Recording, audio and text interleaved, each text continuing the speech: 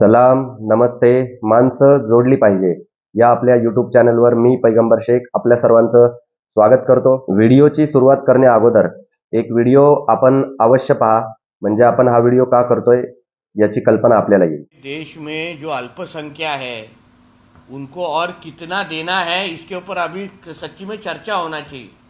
क्योंकि पाकिस्तान में जो हमारा अल्पसंख्यक हिंदू समाज है उसको ये लोग मार डालने का काम करते हैं, उनको धर्मांतर का करने का काम करते हैं। उधर कोई भी हिंदू को जिंदा भी पाकिस्तान में जो अल्पसंख्यक उधर रखते नहीं।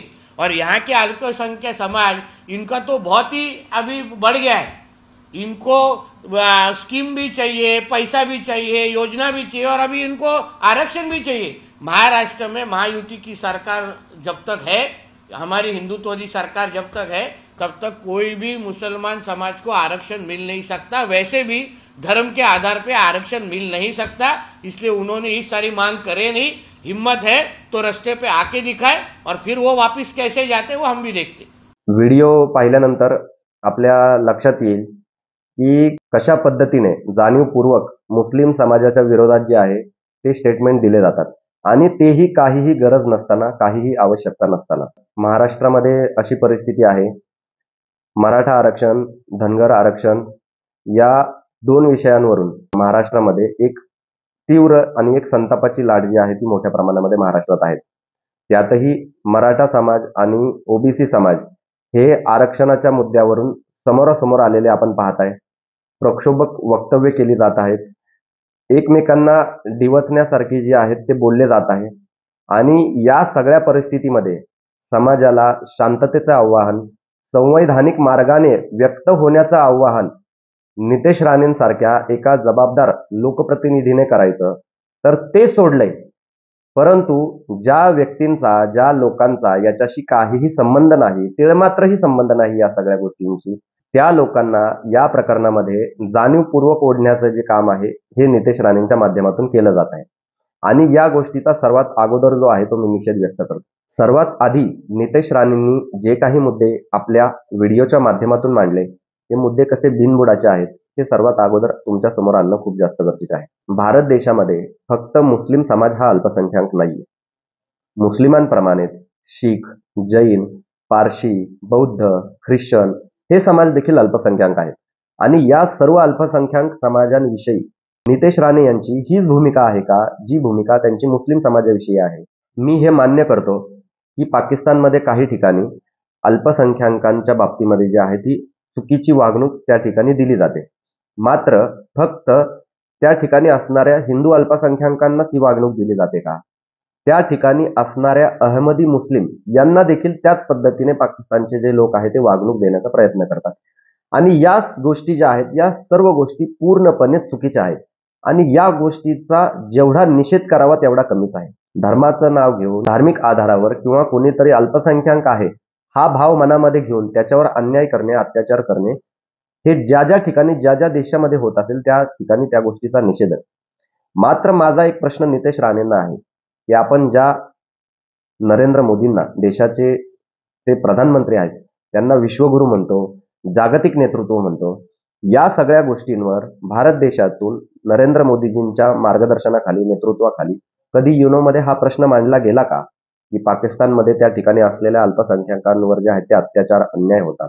कधी मांडला गेलाय 2014 पासून? आणि जर मांडला गेला नाही तर तो का मांडला गेला नाही?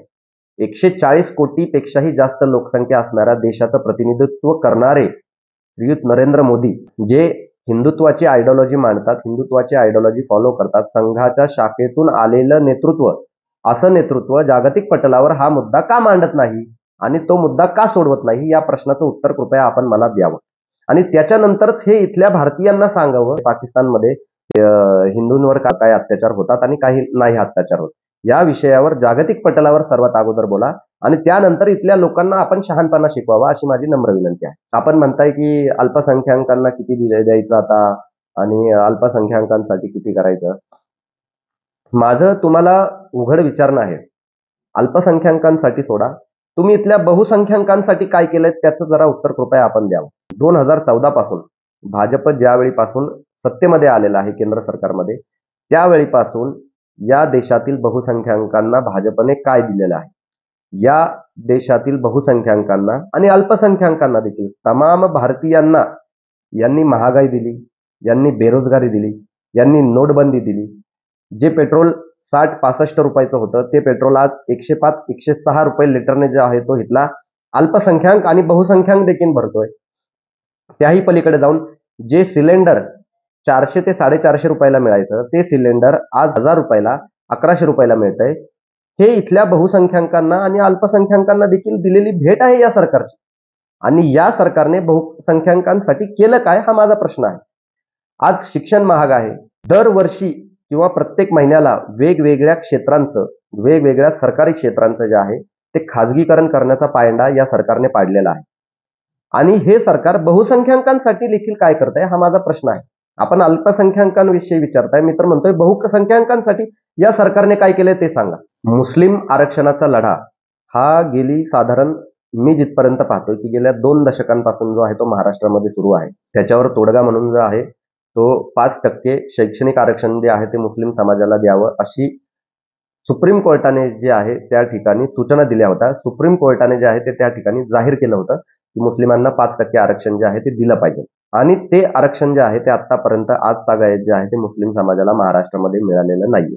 त्याच्याही पलीकडे जाऊन जे नितेश राणे हिंदू बांधवांना भडकवण्याचा प्रयत्न करत आहेत, त्याही पलीकडे जाऊन मनोज जरांगे पाटील यांचं नाव घेऊन मराठा बांधवांना, जे मराठा बांधव नितेश राणे यांच्या मागे अजिबातच उभे राहिलेले नाहीयेत, त्या मराठा बांधवांना देखील भडकवण्याचा प्रयत्न करत आहेत.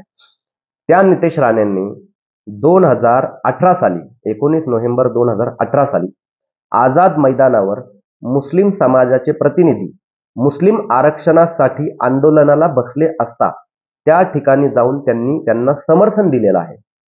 एवढंच काय तर त्यांनी त्याच्या संदर्भातील ट्विट त्यांच्या अकाउंटवर देखील टाकलेलं आहे की आम्ही मुस्लिम समाजाच्या 5% आरक्षणाला समर्थन देतो. त्याच्याही पलीकडे जाऊन राणे साहेब देखील या 5% आरक्षणाला समर्थन देतात असं त्यांनी त्यांच्या ट्विटमध्ये लिहिलेलं आहे.